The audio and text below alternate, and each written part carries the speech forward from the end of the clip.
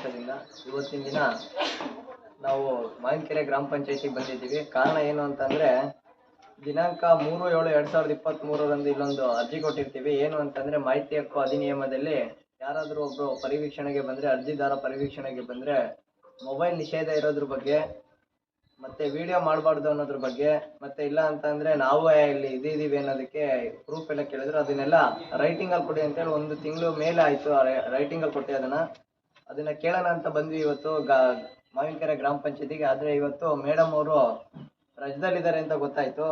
ಈಗ 1 ತಿಂಗಳು ಮೇಲಾದ್ರೂ ಯಾವುದೇ ರೀತಿಯಾದಂಥ ಹಿಂಬರ ಆಗಿರ್ಬೋದು, ಇನ್ನೊಂದಾಗಿರ್ಬೋದು, ಯಾವುದೇ ರೀತಿಯಾಗಿ ಕೊಟ್ಟಿಲ್ಲ. ಮಾಹಿತಿ ಹಕ್ಕಲ್ಲಿ ಹಾಕಿರೋದಕ್ಕೆ ಸರಿಯಾದ ರೀತಿಯಲ್ಲಿ ಉತ್ತರ ಕೊಡ್ತಾ ಇಲ್ಲದೆ ಇರೋದು ನಮಗೆ ತುಂಬ ಇದಾಗಿದೆ. ಬಟ್ ಇನ್ನೊಂದೇನು ಅಂತಂದರೆ, ಸರ್ಕಾರದ ಆದೇಶಗಳಾಗಿರ್ಬೋದು, ಇನ್ನೊಂದು ಯಾವುದೇ ಆಗಿರ್ಬೋದು, ಇಲ್ಲ ಮಾಹಿತಿ ಹಕ್ಕು ಕಾಯ್ದೆಯ ಕಾಲಮ್ ಒಳಗಡೆ ಏನು ಇದಿರುತ್ತೆ ಅದರೊಳಗಡೆ ಏನಾದರೂ ಇದೆಯಾ, ಮೊಬೈಲ್ ನಿಷೇಧ ಇದೆ, ಯಾರಾದರೂ ಬಂದಾಗ ವಿಡಿಯೋ ಮಾಡಬಾರ್ದು, ಇದು ಮಾಡೋದು ಅನ್ನೋದ್ರ ಬಗ್ಗೆ ಏನಾದರೂ ಇದೆಯಾ ಅಂತೇಳಿ ರೈಟಿಂಗಲ್ಲಿ ಕೇಳಿದ್ವಿ. ಆದರೆ ಯಾವುದೇ ಉತ್ತರ ಇದುವರೆಗೂ ಬಂದಿಲ್ಲ.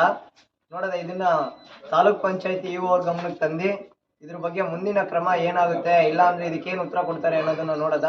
ಇದಾದಮೇಲೆ ನೆಕ್ಸ್ಟು ಪ್ರಥಮ ಮೇಲ್ಮನವಿ ಇದೆ, ಅದೊಂದು ಹಾಕದ. ಇದಾದಮೇಲೆ ದ್ವಿತೀಯ ಮೇಲ್ಮನವಿ ಇದೆ, ನೆಕ್ಸ್ಟ್ ದೂರು ಇದು ಪ್ರಾಧಿಕಾರ ಇದೆ, ಅಲ್ಲಿ ಹೋಗೋದ. ಒಟ್ಟಿನಲ್ಲಿ ಏನು ಹೋರಾಟ ಇದೆ ನಿರಂತರವಾಗಿ ನಡೀತಾ ಇರುತ್ತೆ. ಆದರೆ ಈ ರೀತಿಯಾಗಿ ತಪ್ಪು ಮಾಹಿತಿ ಕಂಡು ಬಂದಾಗ ದಯವಿಟ್ಟು ಸಾರ್ವಜನಿಕರು ಪ್ರಶ್ನೆ ಮಾಡಬೇಕು, ಅರ್ಜಿದಾರರು ಕೇಳಬೇಕು, ರೈಟಿಂಗಲ್ಲಿ ಕೇಳಿದ್ರೆ ಬಿಟ್ಟು ಮೌಖಿಕವಾಗಿ ಯಾವುದೇ ರೀತಿಯಾದಂಥ ಒಂದು ಪ್ರಶ್ನೆಗಳನ್ನು ಮಾಡಿಬಿಡ್ರಿ. ಅವರಿಗೆ ಏನೇ ಅರ್ಜಿದಾರರು ಮಾತಾಡಬೇಕಿದ್ರು ಒಂದು ಪೆನ್ನು ಪೇಪರಲ್ಲಿ ನಿಮ್ಮ ಸಮಸ್ಯೆಗಳನ್ನು ಅವ್ರು ಹೇಳಿರೋದನ್ನು ದಯವಿಟ್ಟು ಬರೆದು ಅವರಿಗೆ ಕೊಟ್ಟು ಒಂದು ರಿಸೀವ್ಡ್ ಕಾಪಿ ಇಟ್ಕೊಳ್ರಿ. ಅದೆಲ್ಲ ಒಂದು ಅಥೆಂಟಿಕ್ ಎವಿಡೆನ್ಸ್ ಆಗುತ್ತೆ.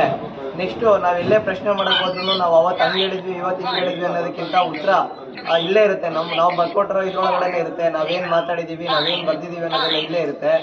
ದಯವಿಟ್ಟು ಈ ರೀತಿಯಾಗಿ ಸಾರ್ವಜನಿಕರು, ಅರ್ಜಿದಾರರು ಎಲ್ಲರೂ ಎಚ್ಚೆತ್ತುಕೊಳ್ಬೇಕು ಅಂತ ಕೇಳ್ಕೊಂತ ನಾನು 2 ಮಾತು ಮುಗಿಸ್ತಾ ಇದ್ದೀನಿ. ಇದೇ ರೀತಿಯಾಗಿ ಇವಾಗ ಶ್ರೀನಿವಾಸ್ ಅರ್ಜಿದಾರರು ಮಾತಾಡ್ತಾರೆ. ತಿಂಗಳ ಮೇಲೆ 13 ದಿವಸ ಆಗಿದೆ. ಜನರೇಟರ್ ಮುಖಾಂತರ ನಾವು ಕೊಟ್ಟಿರೋದು. ಯಾಕೆ ಮೊಬೈಲ್ ತರಬಾರ್ದು, ಯಾವ ಪರಿವೀಕ್ಷಣೆ ಬಂದಾಗ ವಿಡಿಯೋ ಮಾಡಬಾರ್ದು, ಯಾವ ಕಾಯ್ದೆ ಅಡಿಲಿದೆ ಅನ್ನೋದ್ರ ಬಗ್ಗೆ ಮೇಡಮ್ ಹೇಳಬೇಕಾಯ್ತು. ಯಾಕೋ 1 ತಿಂಗಳ ಮೇಲೆ 13 ದಿವಸ ಆದರೂ ಹೇಳಿಲ್ಲ. ಅವ್ರು ಯಾರು ರಜಾ ಇದ್ದಾರಂತೆ, ನಮಗೆ ಗೊತ್ತಿಲ್ಲ. ಬಟ್ ಯಾರು ಇವಾಗ ನೆಕ್ಸ್ಟ್ ಇನ್ಚಾರ್ಜ್ ಇದಕ್ಕೆ ಅವರು ಬಂದು ಇದಕ್ಕೆ ಉತ್ತರ ಕೊಡಬೇಕು ಅಂತೇಳಿ ನಾವು ಕೇಳ್ಕೊತಾ ಇದ್ದೀವಿ ಮುಖಾಂತರ. ನಮಸ್ಕಾರ.